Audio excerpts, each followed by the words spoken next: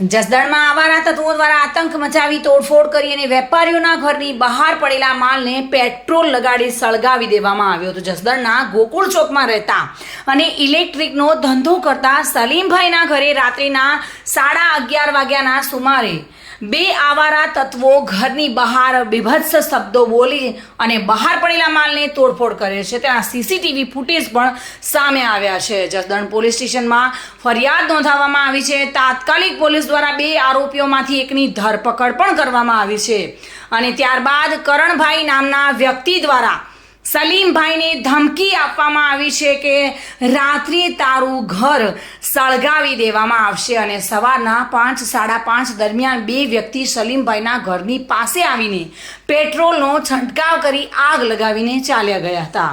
સલીમભાઈના જણાવ્યા મુજબ આગ લગાવનારના જે કરણ છે અને તેની સાથે મદદગારીમાં તેમનો સાથી મિત્ર છે। આ બનાવમાં સીસીટીવીના આધારે સલીમભાઈ દ્વારા બંને વ્યક્તિઓ પર ફરિયાદ નોંધાવવામાં આવી છે। કુલ 4 આરોપીઓ વિરુદ્ધ ફરિયાદ લખવામાં આવી છે।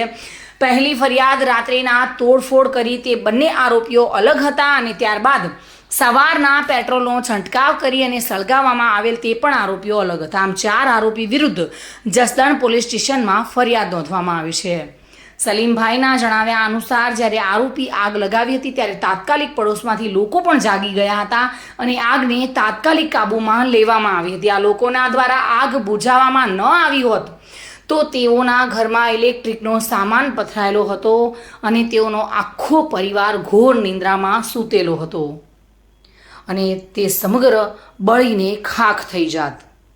ખૂબ જ મોટી ઘટના છે। પોલીસે પણ ફરિયાદના આધારે આરોપીઓની શોધખોળ શરૂ કરી છે। રહું છું ગોકુળ ચોકમાં, ઇલેક્ટ્રોનિકનો વેપાર કરું છું અને રાતે 11:30 વાગ્યા બે લોકો ફૂલ દારૂ પીને એ લોકો આવેલા હતા, તોડફોડ કરી અને ડેલો તોડી નાખ્યો, મશીન બધું તોડી નાખ્યું।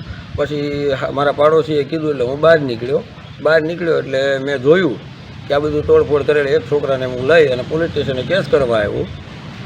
પછી એમાં કરણ નામના વ્યક્તિએ દારૂનો વેપાર કરે છે, એને મને એમ કીધું કે સવાર સુધીમાં તારું મકાન હળગશે। એટલે 5:30 વાગ્યે એને હળગાવ્યું। એ જગ્યાએ મારા પાડોશી 2 જણા દોડ્યા, એ ભડકો બધું શાંત કર્યું અને પાછો હું બીજી વાર ફરિયાદ કરણના નામની લખાવવા આવ્યો છું। રાતે ફરિયાદ લખાવી હતી, એ લોકો 2 હતા, એ છોકરોની, એમાંથી એક છોકરો હાજર છે અને એક છોકરો હજી નથી હાજર। હરીશ તરૈયા સાથે bureau report, today Gujarati news.